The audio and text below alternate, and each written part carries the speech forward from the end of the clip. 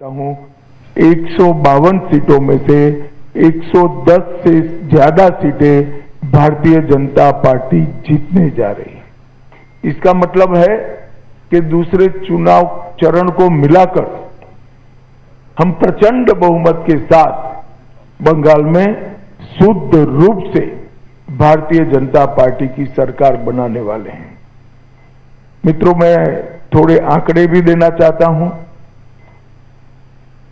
16 के चुनाव में 1278 लोग घायल हुए थे, 21 में 1681, 23 के पंचायत में 664 और 24 के आम चुनाव में 761। उसकी तुलना में 30 से कम लोग कल घायल हुए। ये बताता है कि बाय एंड लार्ज चुनाव शांतिपूर्ण तरीके से हुआ है और मृत्यु का आंकड़ा एक भी नहीं है। पर ये जो चुनाव बढ़ा है, मतदान बढ़ा है, वो भारतीय जनता पार्टी की सरकार बनाने का, परिवर्तन का मतदान। क्योंकि जिस तरह से प्रधानमंत्री जी और हमारे बाकी नेताओं की रैलियों को प्रतिसाद मिला है, रोड शो को प्रतिसाद मिला है, वो प्रतिसाद कल प्रथम चरण में बैलेट मशीन के अंदर बंद हो गया है। एक बहुत बड़ी आशंका यहां व्यक्त की जाती थी कि जन समर्थन तो है, मगर पोलिंग स्टेशन पर पहुंचेगा क्या? वो आशंका आज समाप्त हो गई है और मुझे विश्वास है कि दूसरे चरण में और उत्साह के साथ मतदान होगा। अब दूसरे चरण की भी मतदाताओं की जिम्मेदारी है कि यही परिवर्तन के दौर को वो आगे बढ़ाए। बहुत लंबे समय के बाद, जब कोई विपक्षी पार्टियां नहीं थी, हमारे देश की आजादी के बाद का वो दौर बात कर दीजिए, तो 5 तारीख के बाद अंग, बंग और कलिंग तीनों जगह भारतीय जनता पार्टी का शासन होगा, कमल का शासन होगा। और मैं मानता हूं ये निशानी हमारे पूर्वी भारत के लिए शुभांकर है। नरेंद्र मोदी जी ने 2014 में कहा था कि भारत की दोनों भुजाओं का, भारत माता की दोनों भुजाओं का सम विकास होना चाहिए। पश्चिम के क्षेत्रों में विकास काफी अच्छा हुआ है, कोई न कोई कारण से पूर्व के क्षेत्र पिछड़े हुए हैं। पूरा नॉर्थ ईस्ट, बंगाल, बिहार, उड़ीसा, ये पूरा भारतीय जनता पार्टी का शासन आने के बाद ये जो शुरुआत मोदी जी ने करी है पूर्व के विकास की, पूर्वोदय की, इसकी भी गति तीव्रता के साथ बढ़ेगी। मित्रों, एक बंगाल की मुख्यमंत्री जी अफवाह फैला रही हैं कि बंगाल में अगर भाजपा का शासन आया तो बाहरी लोग शासन करेंगे। मैं दीदी को बताना चाहता हूं, दीदी बंगाल का अगला मुख्यमंत्री बंगाल में ही जन्म लेने वाला, बंगाली मीडियम में पढ़ा लिखा और बंगाली बोलने वाला होगा। इतना ही है कि आपका भतीजा नहीं होगा, वो भारतीय जनता पार्टी का कार्यकर्ता होगा। अगली सरकार बंगाल के ही भारतीय जनता पार्टी के कार्यकर्ता ने बनानी है। भाइयों बहनों, भारतीय जनता पार्टी की सरकार बंगाल में बनने के बहुत बड़े मायने, हमारी सबसे पहली प्रायोरिटी होगी कि बंगाल की महिलाओं को हम सुरक्षा प्रदान करें, उनको भय से मुक्त करें। जिस राज्य की महिला मुख्यमंत्री ये कहती हो कि 7 बजे के बाद महिलाओं को घर से निकलने की जरूरत क्या है, मैं मानता हूं उनको शासन करने का कोई अधिकार नहीं। मैं आज बंगाल की माताओं बहनों को आश्वस्त करना चाहता हूं कि 5 तारीख को भारतीय जनता पार्टी की सरकार बनने के बाद रात को 1 बजे भी छोटी सी बच्ची, किशोरी स्कूटी लेकर निकलेगी, कोई गुंडा उसके सामने आंख उठाकर नहीं देख पाएगा। और ये प्रतीकात्मक रूप से हमने आरजी कर की पीड़िता की माताजी को और संदेश खाली की पीड़िता को भी हमने प्रत्याशी बनाया। जो बंगाल के टीएमसी के गुंडों की विक्टिम थी, वो असेंबली में बैठकर ये गुंडों के खिलाफ कठोर प्रशासन के नियम बनाने का काम करेगी। मुझे लगता है बहुत बड़ा परिवर्तन आने वाले दिनों में होने वाला है। और दीदी को महिला आरक्षण का विरोध करने का जवाब भी इस चुनाव में बंगाल की मातृशक्ति देगी, इसका मुझे पूरा विश्वास है। मित्रों, आज मैं बाकी सारे जो क्षेत्र बचे हैं उन लोगों को भी कहना चाहता हूं कि भारतीय जनता पार्टी की सरकार बनने के बाद व्यापारियों से कोई भतीजा टैक्स, भाईपो टैक्स नहीं लिया जाएगा। सिंडिकेट को हम समाप्त कर देंगे। जो प्रशासन का राजनीतिकरण हुआ है और राजनीति का क्रिमिनलाइजेशन हुआ है, वो एक प्रकार से नासूर बना हुआ है, उसको भी हम बंगाल की जनता को ये नासूर से मुक्त कराएंगे। बंगाल के अंदर आधुनिक खेती के लिए कोई संगठित प्रयास विगत 50 साल से नहीं हुआ। मां गंगा की कृपा जो कांप को ढोकर लाती है और पानी की उपलब्धता है, इसी के आधार पर यहाँ का किसान खेती करता है। आने वाले दिनों में हमने तय किया है कि किसान की खुशहाली के लिए यहाँ के सारे परंपरागत क्रॉप हैं, इसके बड़े रिसर्च सेंटर हम यहाँ पर बनाएंगे, चाहे आलू हो, चाहे धान हो, चाहे बंगाल की मालदा की मशहूर आम हो, पान हो, इस सभी के लिए इसकी खेती को वैज्ञानिक तरीके से हम आगे बढ़ाएंगे। और एक भ्रष्टाचार प्रस्तापित इंस्टीट्यूशनलाइज करने का काम ममता बनर्जी ने किया है।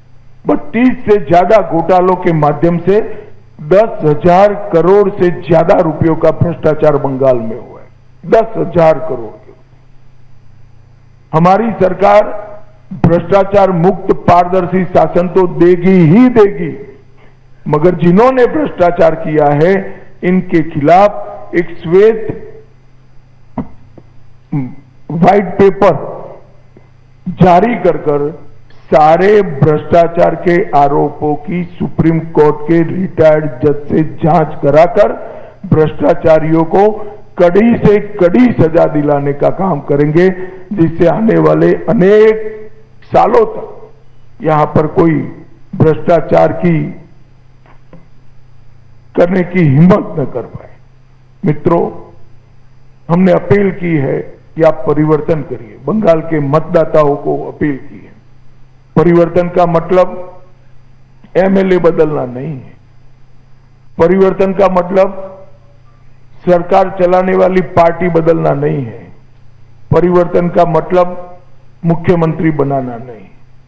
परिवर्तन का मतलब है घुसपैठ मुक्त बंगाल बनाना, घुसपैठ न हो ऐसी सीमाएं बनाना, भ्रष्टाचार से मुक्त प्रशासन देना, तुष्टीकरण की राजनीति से बंगाल को पूर्णतया मुक्त कर देना, रंगदारी और सिंडिकेट राज समाप्त करना, विकास की तेज रफ्तार, उद्योगों के लिए लाल जाजम बिछाकर उनका स्वागत और इसके माध्यम से युवाओं के लिए रोजगारी को आगे बढ़ाना, आधुनिक इंफ्रास्ट्रक्चर और इन्वेस्टमेंट दोनों के लिए short term long term policy बनाना और संसाधन जुटाकर इसको जमीन पर उतारना, कानून का राज प्रस्तापित करना, कैडर के राज से बंगाल की जनता को मुक्त करना और प्रशासन पर राजनीतिक दबाव मुक्त कर देना। मित्रों, हजारों हेक्टर भूमि अनधिकृत एंक्रोचमेंट में है। हम आसाम की तर्ज पर बंगाल में भी अनधिकृत एंक्रोचमेंट पर बहुत बड़ा ड्राइव चलाकर ये जमीन को बंगाल के विकास के लिए हम मुक्त कराने का काम करेंगे। यहां पर धार्मिक उत्सवों पर हमले की जो परंपरा बनी है, हम सुनिश्चित करेंगे कि सभी प्रकार के धार्मिक उत्सव, चाहे रामनवमी हो, चाहे सरस्वती पूजा हो, चाहे दुर्गा विसर्जन हो, कोई इस पर हमला न कर पाए, वो सुनिश्चित करेंगे। अंत में मैं बंगाल की जनता को इतना ही कहना चाहता हूं, देश का एक बहुत बड़ा हिस्सा नरेंद्र मोदी जी के नेतृत्व में विकसित भारत की यात्रा में जुड़ चुका है। आपका प्यार, आपका उत्साह, आपका एक प्रकार का भरोसा, ये पूरे प्रचार अभियान में नरेंद्र मोदी जी के लिए सरफेस पर आकर दिखाई पड़ा है और मैं मानता हूं कि भरोसा वोट में कन्वर्ट होकर विजय भारतीय जनता पार्टी की कराएगा। मैं फिर से एक बार दूसरे चरण के सभी मतदाताओं को कहना चाहता हूं, भय मुक्त होकर मतदान करिए, अपनी इच्छा से मतदान करिए और मतदान में रेगिंग न हो, इसकी बहुत अच्छी व्यवस्था चुनाव आयोग ने की है। पुराने चुनाव भूल जाइए, आने वाले बंगाल के सुनहरे भविष्य के लिए हम मतदान करें और भारतीय जनता पार्टी की सरकार बनाएं। और फिर से एक बार अंत में पहले चरण के मतदाताओं का और इलेक्शन कमीशन की अगुवाई में जो सारा तंत्र है, उसका बहुत बहुत अभिनंदन, धन्यवाद। धन्यवाद। प्रश्नोत्तर मौमिता चक्रवर्ती, जी 24 घंटा।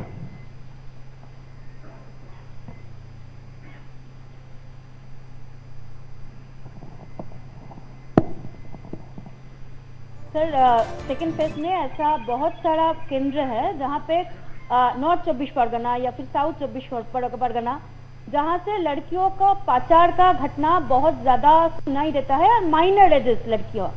तो इस बारे में मतलब क्या व्यवस्था लिया जाएगा अगर भाजपा की सरकार आई तो? देखिए, ये मुझे कोई आश्वासन देने की जरूरत नहीं है। हमारा ट्रैक रिकॉर्ड है, जहां जहां भारतीय जनता पार्टी की सरकारें बनी, हमारी सबसे टॉप की प्रायोरिटी में से एक महिला सुरक्षा रही है और ये हमने कर कर भी दिखाया है।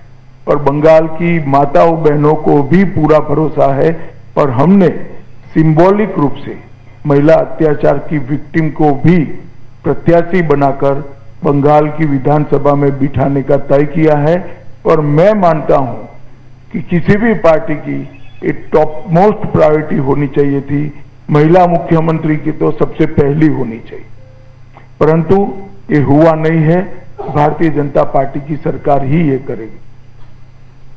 मौपिया नंदी, कोलकाता टीवी।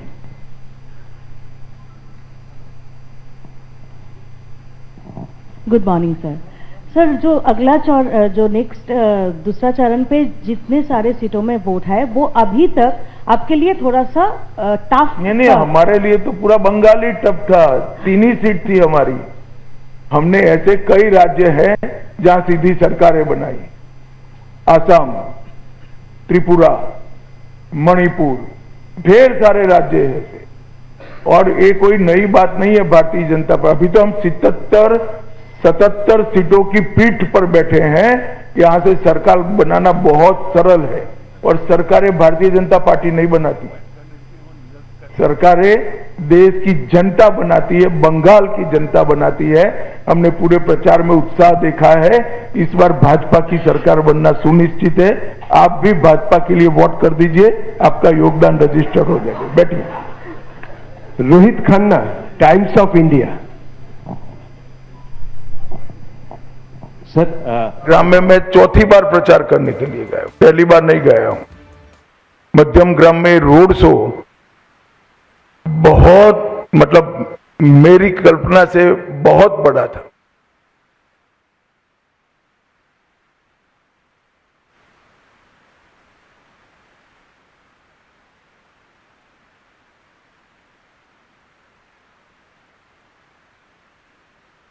नहीं, देखिए, पहले कलकत्ता सिटी कांग्रेस के लिए वोट करता था, एक बार परिवर्तन हुआ और कम्युनिस्ट आए, फिर कम्युनिस्टों के लिए करता था, एक बार परिवर्तन हुआ, दीदी आई, अब दीदी के लिए करता है, इस बार परिवर्तन होगा, भाजपा आएगी और हर बार की तरह 30 साल तक भाजपा के साथ रहेगी। আমি যার নাম ডাকছি এবং তার তিনি হাত তুলবেন, মনোজ্ঞা লোহিওয়াল দিদি, এনডিটিভি। মনোজ্ঞা লোহিওয়াল দিদি, এনডিটিভির কিছু।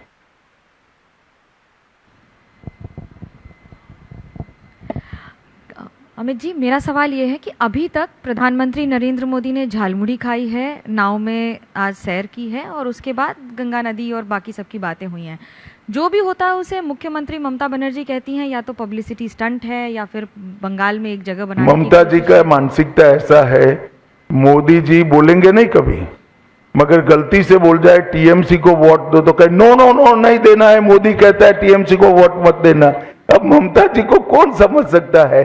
भला कोई गंगा में नाव से सैर करे और अपने आप को गंगा किनारे रहने के वाले लोगों के साथ जोड़कर गंगा के शुद्धिकरण का वादा याद कराए, इसमें क्या आपत्ति हो सकती है? और झालमुड़ी खाने में क्या आपत्ति? ममता दीदी भी मैंने सुना है खाती है, अब मोदी जी खा रहे हैं तो विरोध कर रही है। বিপ্রশ্রী, आनंदबाजार पत्रिका। भाई ये आगे से हाथ खड़े करते हैं, उनको बुलाओ यार, तुम कमाल आदमी हो। Good morning, sir. You were in the state for last couple of days before the election. On that basis, अरे यार कपल ऑफ डेज नहीं, 14वां दिन है आज। 14th day. भयानक तरीके से रिड्यूस करते हो यार। Trinamool has challenged you on that basis that 4th May on the date of result you बैठ जाओ। ये अभिषेक जी की भाषा है, मैं ना इसका जवाब दे सकता हूं ना रिस्पॉन्ड कर सकता हूं। मैं इस तरह की ओछी बातों का जवाब नहीं देता भैया, वो बोलते रहते, समाज में कई प्रकार के लोग होते। अंजना ओम काश्यप, आज तक। गृह मंत्री जी, मेरा सवाल आपसे ये है कि हाल में कई राज्यों में हमने देखा कि एक प्रो इनकम्बेंसी रही अब हाई वोटर टर्नआउट में। उस कॉन्टेक्स्ट में अगर पश्चिम बंगाल में इस वोटर टर्नआउट को देख रहे हैं जो कि अब तक का सबसे प्रचंड है, तो क्या आधार है कि आप इसको बीजेपी के पक्ष पर मान रहे हैं? जो आपको फीडबैक मिला हो, अगर वो थोड़ा विस्तृत करके आप बता सकें। देखिए, यहां एंटी इनकम्बेंसी चरम पर है, गत चुनाव में भी चरम पर थी, मगर गत चुनाव में वोटिंग जितना भयमुक्त होना चाहिए उतना नहीं हुआ था। ढेर सारे बूथ लूटे गए थे, ढेर सारी जगह पे गांवों से मतदाता को निकलने नहीं दिया गया था। वहां तक कि हमारे कुछ कार्यकर्ताओं ने प्रयास किया था कि तृणमूल के झंडे लेकर जुलूस निकाल कर वोट डालने जाए तो शायद देने देंगे, मगर ये भी सफल नहीं हुआ था। इस चुनाव में शुरुआत से मतदाता सूची का शुद्धिकरण हुआ है, ढेर सारे फर्जी मतदाता कट गए हैं, ढेर सारे घुसपैठियों के नाम कटे हैं। प्रशासन ने और पुलिस ने और सीएपीएफ ने सुरक्षा का चौक चौबंद व्यवस्था करा है और चुनाव आयोग ने भी अपनी पैनी नजर भयमुक्त वोटिंग के लिए बनाकर रखी है। और इसके कारण मुझे पूरा भरोसा है कि जो रोष है, ये रोष की अभिव्यक्ति मुक्त मन से चुनाव में हुई है, परिणाम हमारे पक्ष में आए। सब्यसाची जोगाशंकर।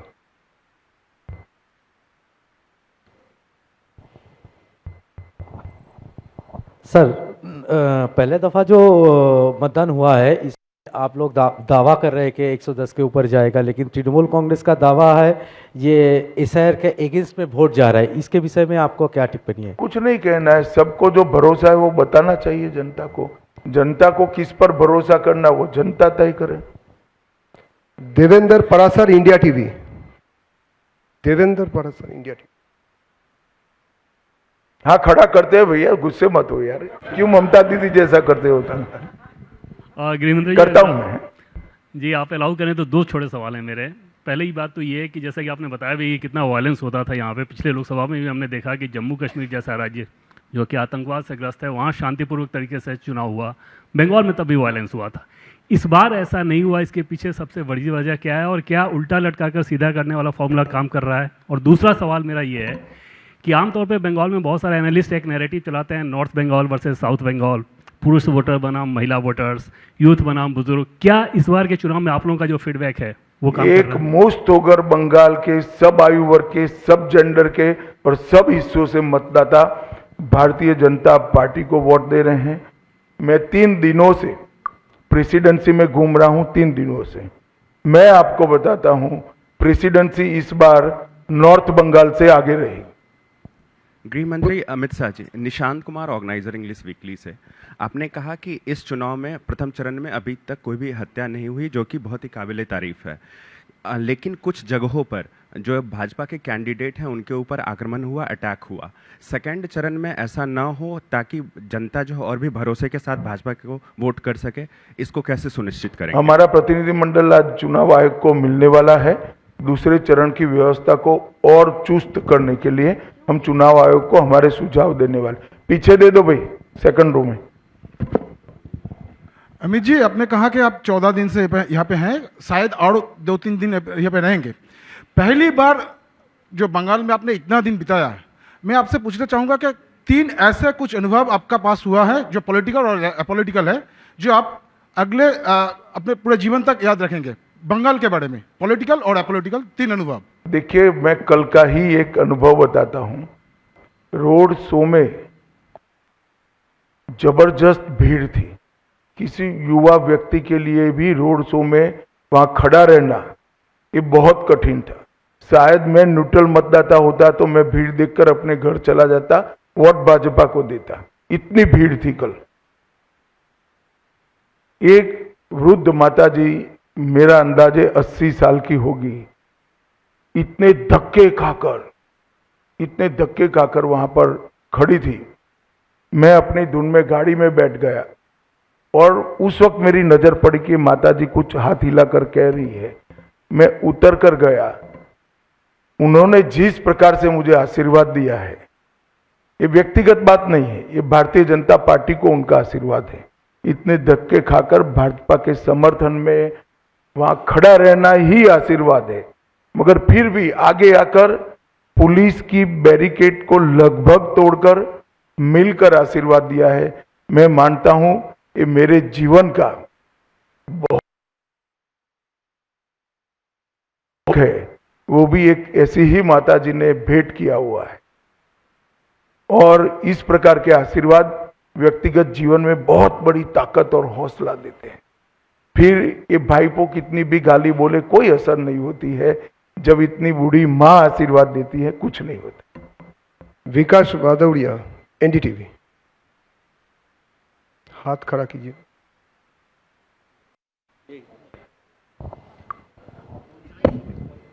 गृहमंत्री जी, मेरा सवाल ये है, आपने कहा कि भाईपो टैक्स यहाँ पर चल रहा है, उस पर कड़ी कार्रवाई करेंगे, लेकिन हमने पिछले कई चुनावों में देखा, अशोक गहलोत की लाल डायरी का मसला आया, कोई कार्रवाई नहीं हुई। भूपेश बघेल के खिलाफ भी घोटालों की बात हुई, कोई कार्रवाई नहीं हुई। अरविंद केजरीवाल तो बरी तक हो गए। तो जो बयानबाजी होती है वो चुनावी जुमला भर रह जाती, बाद में कड़ी कार्रवाई नहीं होती। ऐसा है, आपकी कार्रवाई से आपका रेफरेंस है, कोई कानून को सुने बगैर उठाकर बंद कर। जांच होता है, जांच में सहयोग नहीं करते हैं, देरी होती है। सैन सभी जिन्होंने भ्रष्टाचार किया है इसमें आएंगे ही आएंगे, आप भरोसा करिए। और जब आता है तब तो आप विंडिक्टिव अप्रोच का प्रेस करते हो, स्टेटमेंट देते हो। कोई विंडिक्टिव अप्रोच नहीं है, इसकी बाकायदा जांच होती है। एजेंसी अपना काम स्वतंत्र रूप से करती हैं और एजेंसियों को कोर्ट में उलझाकर समय भी बहुत जाया किया जाता है, इसलिए देरी हो रही है। मगर सबसे बड़ी बात बंद होना है और बंद होने के बाद आगे न हो इसके लिए एग्जाम्पल सेट करना है। शेष प्रश्न अमित कुमार, टाइम्स नाउ। अमित भाई, अब तो पहला चरण का मतदान हो गया, लेकिन चुनाव के दौरान लगातार ममता ये कह रही थी कि जो अधिकारी बीजेपी के लिए काम कर रहा है, मैं एक अधिकारी को पहचान रही हूँ, नजर रखी हूँ, उन पर कार्रवाई करेंगे। साथ ही साथ ये भी कही थी कि चुनाव बंगाल कब्जा करने के बाद दिल्ली कब्जा करेंगे और दिल्ली से भाजपा को भगाएंगे। बहुत अच्छी बात है, चलिए। कोई कुछ नहीं मानता है अमित तेरे अलावे, यहां कुछ नहीं बचा है, दिल्ली कहां आएंगी? अब मैं क्या जवाब दूं? भले आदमी बोलो, चलो। आपने ये कहा है कि पहले चरण में आपके 110 आएंगे, पिछले बार आपके 57 आए थे, तो अमित भाई इन 5 सालों में क्या बदला है कि डबल नंबर की आप बात कर रहे हैं? ढेर सारा काम हुआ है। पहले तो मैंने जो कहा कि भय मुक्त मतदान हुआ है, जरा भी